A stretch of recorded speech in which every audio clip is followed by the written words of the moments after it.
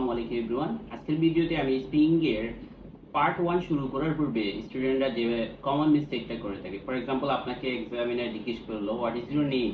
আমি অনেক স্টুডেন্টদের দেখতে মানে শুনছি যে ওরা ওনাদের নাম বলার পর তারপর কি বলে, you may address me, you may call me, additionally extra add করে।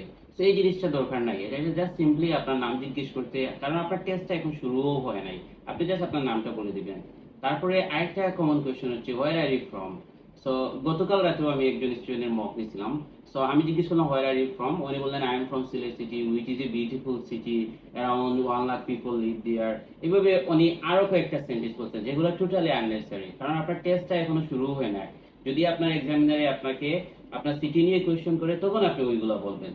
সো আমার এখানে সাজেশন হচ্ছে আপনারা জাস্ট এখন আপনার টেস্ট শুরু হয় না, সো এই কোয়েশ্চেনগুলো আপনারা যখন আনসার করবেন জাস্ট সিম্পলি ক্যাজুয়ালি আপনি এইগুলোর উত্তর দিবেন।